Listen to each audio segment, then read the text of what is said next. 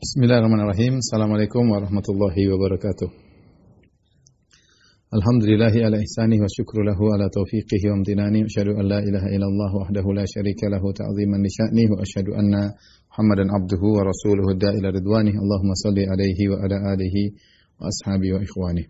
Inilah pertemuan kita yang kelima atau yang terakhir tentang Fatu Makkah. Insyaallah pada pertemuan berikutnya kita akan masuk dalam perang Hunain. Sebagaimana telah kita jelaskan pada pertemuan lalu, Rasulullah SAW menetap di Mekah kurang lebih 19 hari. Selama 19 hari beliau selalu mengqasar salat, ya. Sebagaimana diriwayatkan oleh Ibnu Abbas dalam Sahih Al-Bukhari, aqama Nabi sallallahu alaihi wasallam 19 yaqsur. Rasulullah SAW di kota Mekah tinggal 19 hari dan beliau selalu salat dengan mengqasar. Selama 19 hari tersebut, sebelum Rasulullah SAW balik ke kota Madinah, maka Rasulullah SAW menanamkan akidah tauhid, ya. Kemudian mengajarkan kepada manusia tentang masyarakat tentang perkara agama, apalagi banyak orang yang baru masuk Islam, ya. Kemudian Rasulullah SAW juga menugaskan mengirim Tamim bin Usaid al-Khuzai untuk memperbaiki tanda-tanda batas-batas tanah haram. Ya, dipasang kembali tiang-tiangnya, diperbaiki agar diketahui mana batas tanah haram. Karena kita tahu Al-Haram Al-Makki dan Al-Haram Al-Madani, tanah haram Mekah, tanah haram Madinah ada batas-batasnya. Ya, dan dalam batasan tersebut tidak boleh ada perkara yang diharamkan yang tidak boleh dilakukan, seperti berburu, seperti mengambil barang yang jatuh, kemudian tidak boleh juga menebang pohon atau mencabut tangkai-tangkai pohon, disebut dengan tanah haram. Di luar tanah haram adalah tanah halal. Dan tanah haram sampai sekarang masih ada tiang-tiangnya. Kalau kita ke Mekah, kita ke Madinah selalu ada, ya. Kalau kita sudah di Muzdalifah di Madinah, kita akan lihat ada tugu-tugu sebagai batas akhir dari tanah haram, ya. Demikian juga kalau kita di Mekah, kita mau keluar dari Mekah menuju Madinah ke arah Tan'im, maka kita akan lihat ada tugu tanda akhir dari tanah haram. Tapi demikian juga yang dilakukan oleh Nabi sallallahu alaihi wasallam. Rasulullah SAW mengirim pasukan-pasukan kecil, ya, untuk menyeru kepada Islam dan juga untuk menghancurkan patung-patung berhala-berhala yang ada di sekitar Ka'bah. Maka seluruh berhala yang masih tersisa di Ka'bah semuanya dihancurkan. Ya, kita tahu ada 360 patung di sekitar Ka'bah, 360 patung. Rasulullah sudah hancurkan sebagian dan para sahabat menghancurkan seluruh berhala yang ada di Ka'bah. Jadi kita tahu dulu Mekah itu adalah tempat, kalau boleh bahasa kita, adalah tempat pusat religi. Di situ bukan cuma ada Ka'bah, bahkan ada 360 berhala. Dan masing-masing berhala mungkin punya digandrungi oleh sebagian kabilah-kabilah, sehingga orang dari mana-mana datang menuju ke Ka'bah selain untuk tawaf dan untuk haji, untuk juga mendatangi berhala-berhala yang ada di sekitar Ka'bah yang jumlahnya 360 dan banyak sekali, dan semuanya dihancurkan. Kemudian Rasulullah SAW mengutus seorang untuk memberi pengumuman, "Man kana yu'minu billahi wal yawmil akhir fala yada' fi baitihi sanaman illa kasarahu." Barang siapa yang beriman kepada Allah dan hari akhirat, maka jangan dia biarkan ada patung di rumahnya kecuali dia hancurkan. Jadi benar-benar semua berhala dihancurkan. Bahkan bukan berhala yang cuma di dalam areal kota Mekah. Bahkan Rasulullah SAW mengirim pasukan untuk menghancurkan berhala yang disembah yang ada di Hijaz, ya, di sekitar kota Mekah. Di antaranya Rasulullah SAW mengirim pasukannya Sariyah Sa'ad bin Zaid radhiyallahu taala anhu kepada berhala Manat, ya. Maka Rasulullah SAW mengutus Sa'ad bin Zaid al-Ash'ari bersama 20 pasukan berkuda ke berhala Manat untuk menghancurkannya. Dan berhala Manat ini berada di tempat namanya Al-Mushallal. Al-Mushallal ini antara Mekah dan Madinah. Ada tiga berhala terkenal yang Allah sebut dalam Al-Quran. Dalam surat An-Najm kata Allah, "Afara'aitumul Lata wal Uzza wa Manata tsalitsatal ukhra." Ya, tentang Rasulullah, Allah menyebutkan tentang tiga berhala, Lata, Uzza dan Manat. Dan Al-Manat. Al-Manat adalah berhala yang terbuat dari batu, yang dipahat, kemudian disebut dengan Al-Manat.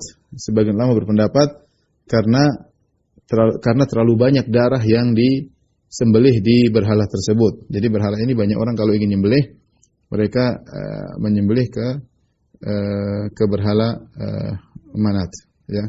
Mereka sembelih ke berhala Manat. Maka disebut dengan Manat karena terlalu banyak darah yang ditumpahkan di situ. Kemudian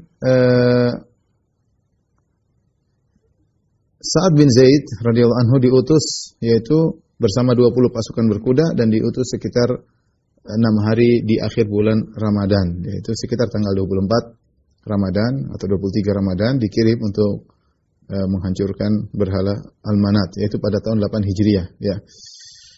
Maka sampailah dia ke lokasi patung. Kemudian di situ Sa'ad bin Zaid bertemu dengan penjaga berhala. Biasa ada penunggu-penunggunya, ada juru kuncinya. Maka juru kuncinya berkata, "Ma turid, apa yang kau kehendaki?"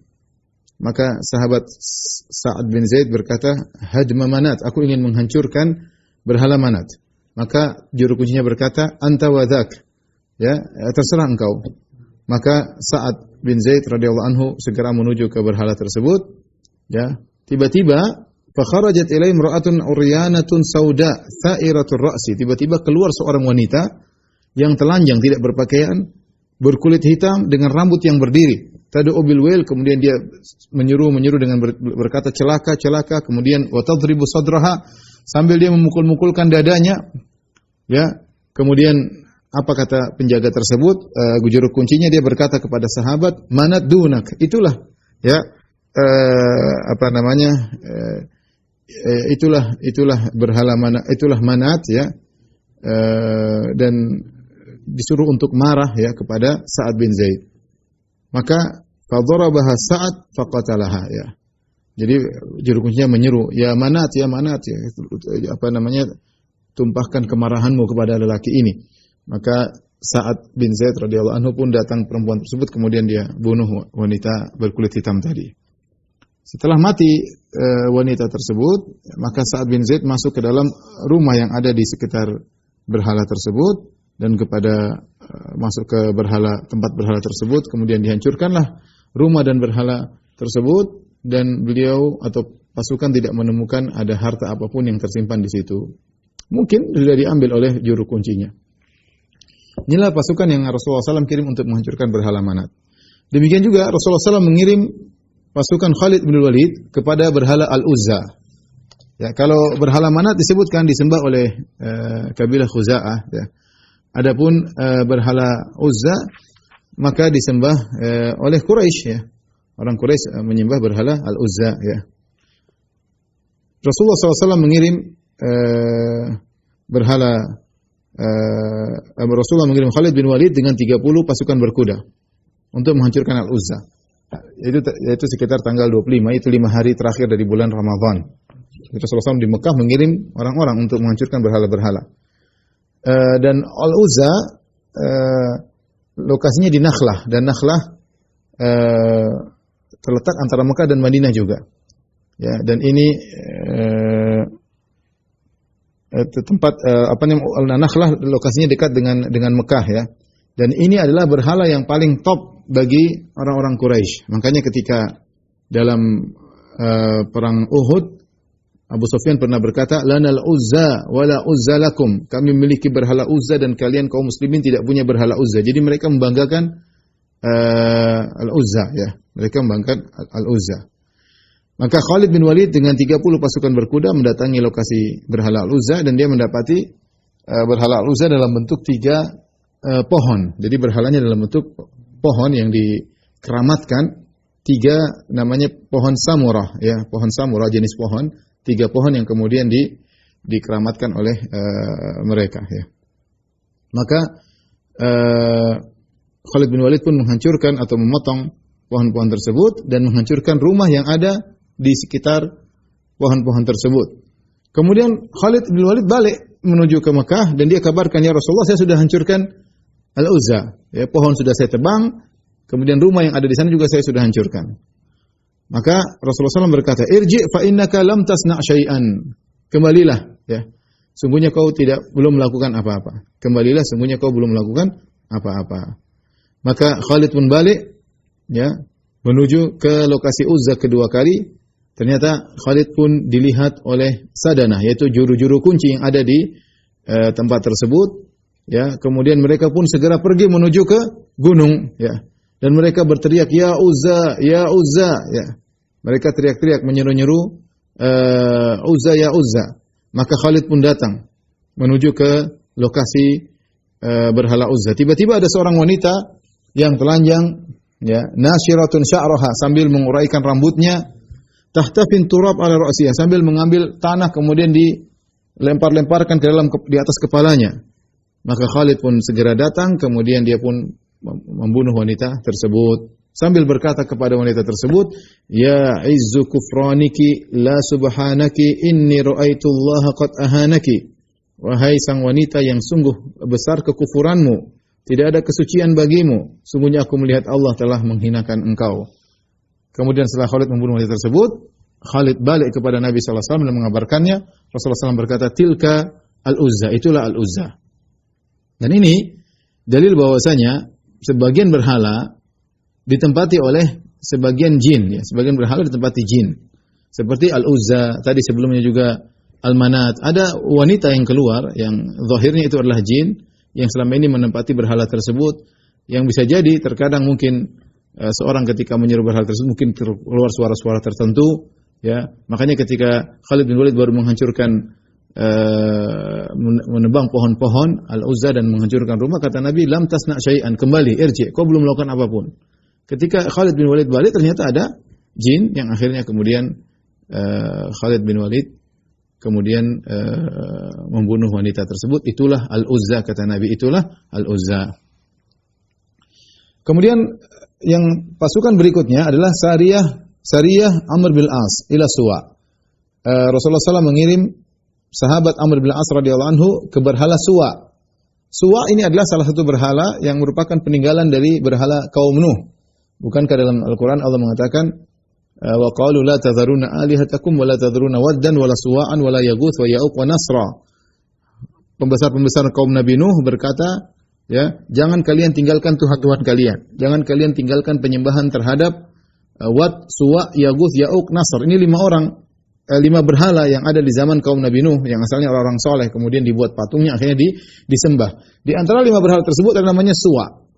Jadi ketika terjadi banjir di zaman Nabi Nuh alaihissalam, kemudian orang-orang mati, sebagian berhala-berhala tersebut masih ada, kemudian diimport ke kota Mekah, ya. Import ke kota Mekah, ya. Orang-orang Arab mewarisi berhala tersebut sampai kepada kabilah Hudzail. Kabilah Hudzail yang menyembah berhala Suwa, ya. Dalam Sahih Bukhari, Ibnu Abbas berkata, "Saratil awthan allati kanat fi qaumi Nuhin fil Arab ba'du, amma Wad kanat likalb bidaumatil jandal, amma Suwa kanat lil Hudzail." Kata Ibnu Abbas, jadilah berhala-berhala yang ada di zaman Nabi Nuh akhirnya diwariskan terus sampai ke Jazirah Arab. Di antaranya adalah berhala Wad disembah oleh kabilah Kalb di kota Daumatul Jandal. Adapun berhala Suwa maka disembah oleh kabilah Hudzail, ya. Maka Amr bin As diutus oleh Nabi SAW kepada berhala tersebut. Tatkala sampai di berhala Suwa, dan letaknya di kota Yambo, ya, kota Yambo, ya, di daerah Yambo, ya. Di sini disebutkan 3 mil dari Mekah, ya. Birohat min ardi Yambo ala salasati amyal min Makkah. Intinya masih dekat kota Mekah, di sebuah kota namanya Ruhat, ya. Ala salasi layalin, bukan 3 mil, tapi jarak 3 hari perjalanan, ya. Yambo, kalau Yambo sekarang terkenal di dekat kota Madinah, antara Madinah dengan Mekah. Sana ada berhala namanya berhala Suwa. Dan memang Yambo daerah pantai, bisa jadi berhala tersebut mungkin dibawa oleh pantai sehingga kemudian tiba di kota Yambo. Tatkala Amr bin As sampai ke berhala tersebut, dia mendapati ada juru kuncinya. Maka juru kuncinya berkata, "Ma turid, apa yang kau hendak lakukan?" Maka kata Amr bin As, "Amarani Rasulullah SAW an ahdimahu Rasulullah SAW menyuruhku untuk menghancurkan berhala ini.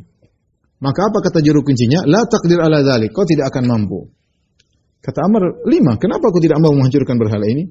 Tumna, kata dia, berhala, kau akan tercegah, kau tidak bisa menghancurkan berhala tersebut. Maka kata Amr bin As, hatta al-an anta fil batil, sampai sekarang kau masih juga di atas kebatilan wahai juru kunci. Waihaka, wa hal yasma'u yubsir, celaka engkau wahai juru kunci. Apakah berhala ini mendengar dan melihat? Ya. Maka kata Amr, pada nautu minhu, aku segera pergi menuju ke lokasi berhala tersebut. Fakasartu, aku pun hancurkan berhala tersebut. Wa amartu ashabi fahadamu baita khizanah. Aku menyuruh para sahabatku, pasukanku untuk menghancurkan khizanah, semacam tempat harta, ya, dihancurkan dan mereka tidak menemukan harta sama sekali. Ya, kemudian setelah aku hancurkan semuanya, aku berkata kepada juru kunci tersebut, "Kaifa ra'ait? Bagaimana menurutmu?" Akhirnya kata juru kunci tersebut, "Aslamtu lillah, aku masuk Islam." Aku masuk Islam. Ya. Di antara yang ditugaskan oleh Nabi adalah Khalid ibn Walid ke Bani Jazimah. Diutuslah Khalid bin Walid dengan pasukannya ke Bani Jazimah, disuruh untuk masuk Islam. Khalid bin Walid diutus oleh Nabi SAW ke Bani Jazimah dan letak mereka di bawah kota Mekah, ya, dengan jarak perjalanan kira-kira sehari ke arah Yalamlam. Ya. Dan itu terjadi pada di awal bulan Syawal pada tahun 8 Hijriah. Itu sementara Nabi masih di Mekah, karena Nabi 19 hari di bulan Ramadan sampai masuk ke Syawal. Di awal Syawal Rasulullah SAW mengirim Khalid bin Walid ke Bani Jazimah. Maka Khalid bin Walid kemudian keluar dengan membawa 350 pasukan dari kaum Muhajirin Ansar dan juga ada dari Banu Salim. Ada Muhajirin, ada Ansar dan Banu Salim, 350 pasukan. Kemudian beliau pun menuju ke Bani Jazimah. Tatkala sampai di sana, maka Khalid menyuruh mereka untuk masuk Islam.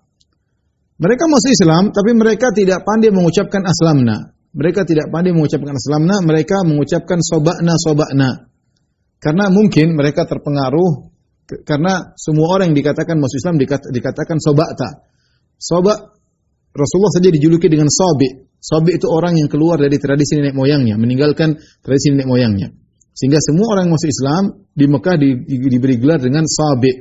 Di antaranya Rasulullah SAW diberi gelar dengan sobi'. Ya, kalau ada orang masuk Islam dikatakan soba'ta. Kau sudah keluar dari tradisi nenek moyangmu. Nah, mereka ini Bani Jazimah, mungkin mereka mendengar isu-isu tersebut, maka ketika mereka disuruh masuk Islam, mereka berkata soba'na. Maksud mereka kami masuk Islam. Khalid sebagaimana dijelaskan oleh Ibnu Katsir rahimahullah taala menyangka ini ejekan. Menyangka kalimat soba'na kami telah keluar dari tradisi nenek moyang, maksudnya ngejek kaum muslimin. Maka Khalid pun memerangi mereka, membunuh mereka dan menawan sebagian mereka. Kemudian Khalid bin Walid memberikan, ini kesalahan Khalid bin Walid. Ya. Kemudian dia berikan ketawanan kepada masing-masing pasukan. Kemudian Khalid suatu hari menyuruh bunuh tawanan-tawanan tersebut. Ya. Maka sekelompok sahabat tidak melakukannya. Di antaranya Abdullah bin Umar radhiyallahu anhuma. Ya. Wallahi la aqtul asiri, kata Ibnu Umar, aku tidak akan bunuh tawananku. Ya. Wala yaqtul rajulun min ashabi asirahu, dan tidak seorang pun dari sahabatku yang akan membunuh tawanannya. Disebutkan kaum Muhajirin, kaum Ansar tidak ada yang membunuh tawannya. Yang membunuh dari Banu Salim. Jadi pasukan Khalid dari 3, dari Muhajirin, dari Ansar, dari Banu Salim. Yang membunuh tawanannya adalah Banu Salim. Adapun Muhajirin Ansar meskipun mereka punya tawanan, mereka tidak membunuh. Maka akhirnya mereka laporkan apa yang dilakukan Khalid kepada Nabi sallallahu alaihi wasallam.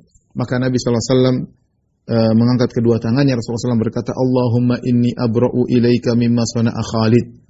Ya Allah, aku berlepas diri kepada engkau dari apa yang dilakukan oleh Khalid. 2 kali Nabi berucap kepada Allah Subhanahu wa taala, yaitu aku berlepas diri apa yang dilakukan Khalid. Itu bukan perintah Nabi sallallahu alaihi wasallam. Khalid melakukan kesalahan. Ya. Dan akhirnya Rasulullah SAW membayar diyah terhadap orang-orang yang dibunuh oleh Khalid ibn Walid. Ibnu Katsir menjelaskan Khalid memang salah, tetapi dia salah berijtihad. Dia menyangka bahwasanya Bani Jazimah mencela kaum muslimin. Kenapa? Karena mengatakan soba'na seakan-akan mengejek. Ya, sebagaimana Nabi selalu diejek oleh orang musyrikin Arab dengan berkata sabi', orang keluar dari tradisi nenek moyangnya. Ketika Khalid bin Walid menyangka itu adalah ejekan, maka dia membunuh mereka. Ternyata mereka maksudnya ingin masuk Islam. Mereka ternyata ingin masuk Islam. Dan ini kesalahan Khalid bin Walid radhiyallahu taala anhu. perbuatannya tidak terpuji. Namun Rasulullah SAW tidak melengsarkan Khalid dari kepemimpinan. Jadi dia salah. Rasulullah sudah berlepas diri, tapi tetap saja Rasulullah SAW mengangkat dia sebagai pemimpin pasukan. Dan itu berlanjut sampai di zaman Abu Bakar radhiyallahu anhu. Abu Bakar radhiyallahu anhu tetap mengangkat Khalid sebagai pemimpin pasukan karena dia ahli dalam peperangan, ya. Sampai akhirnya Umar pernah menasihati Abu Bakar. Kata Umar, "I'zilhu fa inna fi sayfihi rahaqan." Ya Abu Bakar, lengsarkan Khalid. Cepat sekali dia membunuh. Sesungguhnya pada pedangnya ada ketergesa-gesaan dalam membunuh. Maka Abu Bakar As-Siddiq berkata, "La ughmidu sayfan sallahu Allah 'alal musyrikin." Aku tidak akan menyarungkan pedang yang telah dihunuskan oleh Allah. Maksudnya Khalid bin Walid. Khalid bin Walid adalah Saifullahi al-Maslul, pedang Allah yang terhunus, kata Nabi SAW. Aku tidak akan masukkan dalam sarungnya selama Allah telah menghunuskan Khalid sebagai pedang untuk melawan orang musyrikin. Intinya Khalid melakukan kesalahan. Dia menyangka mereka menghina Islam, maka dia pun membunuh. Ternyata mereka masuk Islam. Di fase terjadinya hal ini, ketika Khalid membunuh Bani Jazimah, maka ditegur oleh Abdurrahman bin Auf radhiyallahu ta'ala anhu. Ma'ruf, sahabat yang mulia dari kaum Muhajirin, ya, yang kaya raya, terkenal dermawan, ya. Abdurrahman bin Auf radhiyallahu anhu. Maka Abdurrahman bin Auf, ya,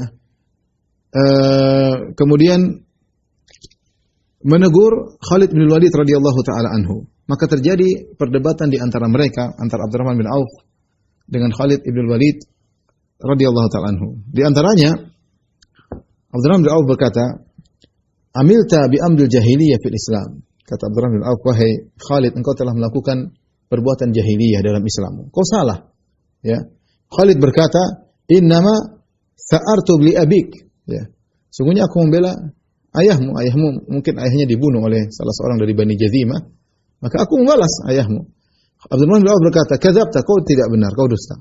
Qad qatalta qatila abi, walakinnaka ta'atharta bi ammika al-Fakih bin al-Mughirah." Benar, kau telah membunuh pembunuh ayahku dari mereka.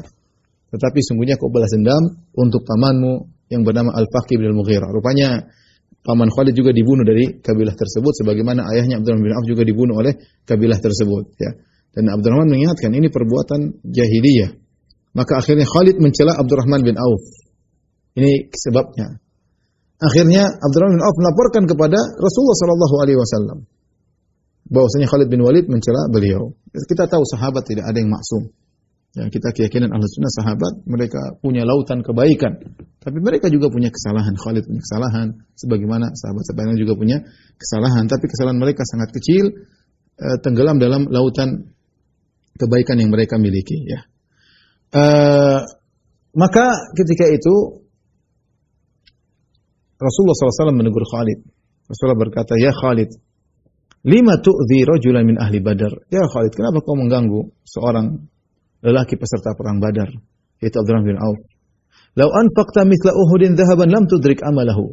Kalau kau berinfak dengan emas sebesar gunung Uhud, kau tidak akan bisa menyamai amalnya Abdurrahman bin Auf, ya. Kemudian kata Khalid, "Ya Rasulullah, yaqauna fiyya fa aruddu alaihim." Mereka mencelaku ya Rasulullah, maka aku membela diri. Ya. Maka Rasulullah SAW pun menegur sahabat yang lain, "La tu'dhu Khalidan." Jangan kalian mengganggu Khalid. "Fa innahu sayfun min suyufillah." Sungguhnya pedang dari pedang-pedang Allah, sabbahullahu alal kuffar. Allah menghunuskan pedang tersebut untuk orang-orang kafir, ya. Disinilah muncul hadis yang masyhur yang Rasulullah SAW pernah berkata, "La tasubbu ashabi. Law anna ahadakum law anna li ahad law kana ahadakum anfaqa mithla Uhudin dhahaban ma balagha mudda ahadihim wala nasifahu." Jangan kalian mencela sahabatku. Demi zat yang jiwaku berada di tangannya, seandainya salah seorang dari kalian memiliki emas sebesar gunung Uhud, dia infakkan di jalan Allah tidak akan sama dengan infak sahabat yang 2 genggam gandum atau 1 genggam gandum, ya. Di sini Khalid bin Walid ditegur oleh Nabi sallallahu alaihi wasallam. Di sini menunjukkan bagaimana keutamaan kaum Muhajirin, di antaranya Abdurrahman bin Auf. Khalid bin Walid pedang Allah. Tidak ada yang meragukan tentang kemuliaan dia. Tetapi jika dibandingkan dengan kaum Muhajirin yang masuk Islam di awal-awal, yang berkorban dengan meninggalkan negeri mereka, meninggalkan harta mereka seperti Abdurrahman bin Auf yang ikut serta dalam perang Badar, ya, maka tidak ada bandingannya dengan Khalid bin Walid. Khalid bin Walid. Padahal Khalid bin Walid sudah punya jasa yang sangat besar terhadap Islam. Sampai Rasulullah menamakan dengan Saifullah, pedang Allah. Rasulullah SAW menamakan dia pedang Allah. Itu pun Rasulullah SAW tetap menegur Khalid, dan Khalid tidak bisa dibandingkan dengan Abdurrahman bin Auf. Nah, bagaimana lagi dengan orang-orang yang mencela para sahabat yang tidak punya jasa? Perhatikan, Khalid bin Walid jasanya besar terhadap Islam. Ya, Rasulullah SAW sampai mengatakan dia pedang Allah, berarti hebat luar biasa. Tapi jika dibandingkan dengan Abdurrahman bin Auf, tidak ada bandingannya. Ini baru dengan Abdurrahman bin Auf. Bagaimana dengan Abu Bakar? Yang Abdurrahman bin Auf masuk Islam gara-gara Abu Bakar. Tentu Khalid lebih jauh lagi dari perbandingan Abu Bakar radhiyallahu taala anhu. Ini pada di antara sahabat. Nah, bagaimana lagi dengan orang-orang sekarang? Orang Syiah Rafidhah yang kerjanya mencela dan mencaci maki para sahabat, sementara jasa mereka terhadap Islam tidak ada. Jasa mereka adalah membuat perpecahan, membuat kekacauan, membuat pertumpahan darah di barisan kaum muslimin, menumbuhkan permusuhan. Itu jasa mereka kepada Islam. Kemudian mereka mencaci maki Abu Bakar, mengkafirkan Abu Bakar. Di sini kita tahu bagaimana buruknya orang-orang Syiah Rafidhah. Ya, Khalid saja ditegur oleh Nabi SAW, padahal Nabi telah menamakan dia pedang Allah. Dan banyak kemuliaan Khalid bin Walid radhiyallahu anhu. Ketika dia mencela Abdurrahman bin Auf, tentunya bukan mengkafirkan, dia sekedar mencela. Abdurrahman merasa terganggu, lapor kepada Nabi, Rasulullah, dia mencela saya. Maka apa kata Nabi SAW? Wahai Khalid, kalau kau punya emas sebesar gunung Uhud, kau infakkan tidak akan sama dengan infaknya Abdurrahman bin Auf, meskipun sedikit. Sementara Abdurrahman bin Auf masuk Islam gara-gara Abu Bakar. Bagaimana lagi Abu Bakar? Datang orang Syiah belakangan yang tidak punya jasa, kerjanya yang merusak kaum muslimin, kemudian mencaci maki Abu Bakar As-Siddiq radhiyallahu taala anhu. Sungguh mereka adalah kaum yang buruk, yang mereka menganggap mencaci maki para sahabat adalah ibadah yang mulia. Taib, Rasulullah SAW memuji Khalid dalam banyak hadis, di antaranya ketika Rasulullah SAW menugaskan sebagian sahabat untuk mengambil zakat, maka mereka minta zakat dari Khalid bin Walid. Maka Nabi SAW tegur, kata Nabi kepada para petugas pengambil zakat, kata Nabi, amma Khalidun fa innakum tazlimuna Khalidan. Adapun Khalid, sungguhnya kalian telah menzalimi Khalid. Qad ihtabasa adra'ahu wa a'tudahu fi sabilillah. Dia tidak bayar zakat. Kenapa? Karena apa yang dia miliki berupa peralatan perang, ya, alat-alat perang dan kudanya, kendaraannya untuk berperang, semuanya telah dia infakkan fi sabilillah, telah dia wakafkan. Sehingga wakaf tidak terkena zakat. Ini dalil bahwasanya bagaimana Khalid mewakafkan hartanya untuk di jalan Allah Subhanahu wa taala. Baik, di antara peristiwa yang terjadi ketika Nabi sallallahu alaihi wasallam di Mekah adalah hukum yang diputuskan oleh Nabi sallallahu alaihi wasallam tentang putra dari Walidah, ya. Jadi ada seorang namanya Zam'ah. Zam'ah adalah seorang laki, dan dia adalah ayah dari Saudah bintu Zam'ah. Saudah istri Nabi sallallahu alaihi wasallam, ya, punya ayah namanya Zam'ah, sehingga Saudah namanya Saudah bintu Zam'ah. Zam'ah ini dia punya budak wanita. Budak wanita yang dia gauli, ya. Nah, kalau budak wanita punya anak, berarti anak dari majikannya, ya. Ternyata budak wanita ini berzina dengan seorang namanya Utbah bin Abi Waqqas. Utbah bin Abi Waqqas adalah saudaranya Sa'ad bin Abi Waqqas. Tetapi Utbah yang zahirnya meninggal dalam kondisi kafir. Dan dia yang telah melukai wajah Nabi SAW ketika dalam perang Uhud. Ya, Utbah bin Abi Waqqas ini saudaranya Sa'ad bin Abi Waqqas. Dia telah melukai wajah Nabi dalam perang Uhud, dan dia meninggal dalam kondisi kafir. Nah, dia pernah berzina dengan budak wanita milik Zam'ah. Saya ulangi, Zam'ah punya budak wanita. Budak wanita digauli oleh Zam'ah. Dan boleh, ya, majikan menggauli budak wanitanya. Nah, ternyata budak wanita dizinai oleh seorang namanya Utbah bin Abi Waqqas. Utbah bin Waqqas seorang yang meninggal dalam kondisi kafir, dan dia telah melukai Nabi di perang Uhud. Dan dia punya saudara, sahabat yang dijamin surga, Sa'ad bin Abi Waqqas. Sebelum Utbah meninggal, dia berkata kepada saudaranya Sa'ad bin Abi Waqqas, sungguhnya saya punya anak dari budak wanitanya Zam'ah. Dari budak wanitanya Zam'ah. Artinya pelihara anakku tersebut. Itu ponakanmu. Itu ponakanmu, wahai Sa'ad bin Abi Waqqas. Maka ketika budak wanita dari Zam'ah melahirkan, ya, Sa'ad bin Abi Waqqas mengambil anak tersebut, ya. Kemudian dia berkata kepada Nabi sallallahu alaihi wasallam, ibnu akhi ahida ilayya fihi. Ini adalah putra dari saudaraku, ini ponakanku. Saudaraku yaitu Utbah bin Abi Waqqas telah mewasiatkan aku untuk perhatian terhadap anak ini. Ya. Maka ada seorang namanya Abd bin Zam'ah, ya. Dia bilang, enggak, ini saudaraku, Abd bin Zam'ah. Itu Abd sama Saudah, sama-sama putranya Zam'ah. Maka kemudian Abd berkata, akhi, enggak, ini adalah anak bapakku, ya. Ibnu walidata abi, ini adalah anak dari budak wanita ayahku. Ya, wulida ala firashihi, dan dia lahir di dalam artinya di bawah budak wanita ini statusnya adalah budak dari bapakku. Ya. Akhirnya mereka berdua segera berjalan menuju Nabi sallallahu alaihi wasallam, saling melaporkan. Maka Sa'ad bin Abi Waqqas berkata, "Ya Rasulullah, ibnu akhi, ya Rasulullah, ini anak ini adalah putra saudaraku, ponakanku ya Rasulullah. Qad kana ahida ilayya fihi, Utbah saudaraku telah mewasiatkan aku untuk melihara anak ini." Namun Abd bin Zam'ah berkata, "Akhi, ya Rasulullah, tidak, ini adalah saudaraku, dia adalah putra bapakku. Dia adalah putra bapakku dari budak perempuan ayahku." Ya. Maka Rasulullah SAW melihat kepada anak tersebut. Rasulullah SAW melihat, ternyata ini anak memang wajahnya mirip dengan Utbah. Ini anak wajahnya memang mirip dengan Utbah, dari sisi wajah iya. Ya. Tetapi dari sisi hukum enggak. Karena ini anak zina dan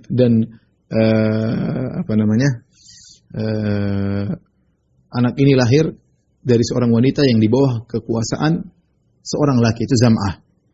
Maka apa hukum Nabi sallallahu alaihi wasallam? Kata Nabi sallallahu alaihi wasallam, "Huwa laka ya Abd bin Zam'ah." Ini anak adalah saudaramu wahai Abd bin Zam'ah. Al-walad lil firash walil ahiril hajar.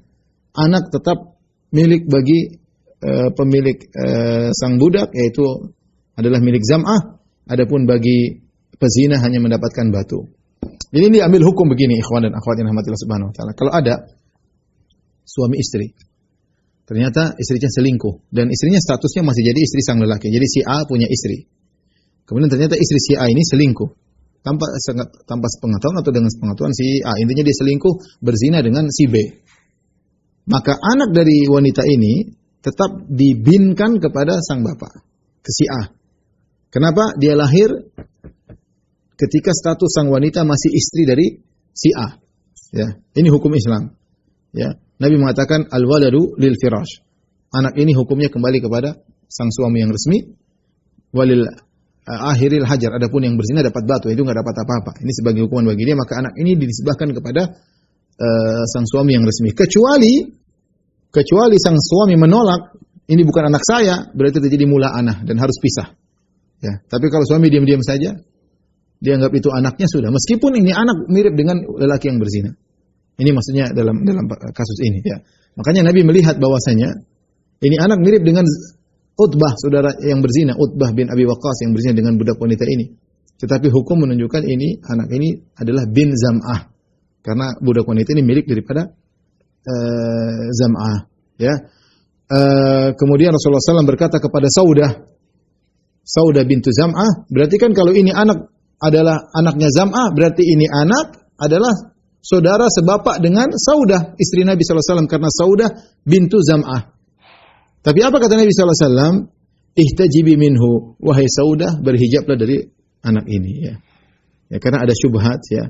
Meskipun dia secara bin adalah bin Zam'ah, tetapi wajahnya mirip dengan Utbah, maka Nabi suruh Saudah yang merupakan istrinya jangan artinya tetap aja berhijab dengan anak ini, ya. Dan ternyata anak ini tidak pernah melihat Saudah sama sekali sampai dia meninggal bertemu dengan Allah Subhanahu wa taala. Ini yang terjadi di antara kasus yang terjadi tatkala Nabi masih di Mekah. Di antara kasus yang terjadi juga yaitu ada seorang wanita dari Bani Makhzum yang mencuri, ya. Kata Aisyah radhiyallahu ta'ala anha, "Anna Quraisyan ahamathum al-mar'atul makhzumiyah allati saraqat." Orang-orang Quraisy, ya, membingungkan mereka, ya. Mereka gelisah Karena ada seorang wanita dari Bani Makhzum, dan Bani Makhzum adalah adalah kabilah yang top di Quraisy. Dua kabilah top di Quraisy adalah Bani Makhzum dan Bani Hashim. Bani Makhzum itu kabilahnya Abu Jahal, Bani Hashim kabilahnya Nabi Muhammad SAW. Dan ini kedua kabilah ini sering bersaing, sama-sama Quraisy.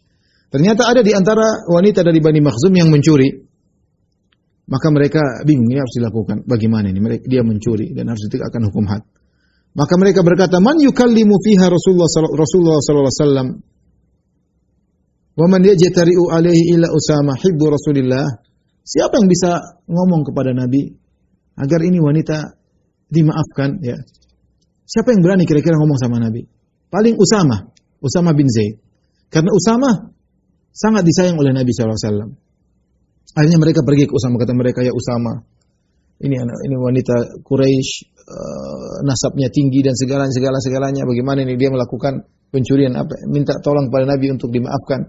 Akhirnya Usama pergi kepada Nabi untuk memberi syafaat kepada wanita ini agar wanita ini mungkin dimaafkan. Apa kata Rasulullah SAW? "Atashfa' fi haddin min hududillah." Rasulullah marah kepada Usama. "Wahai Usama, apa kau ingin beri syafaat dalam masalah had, ya, agar had tidak terjadi, hukum had tidak terjadi, agar wanita tidak dipotong tangannya?"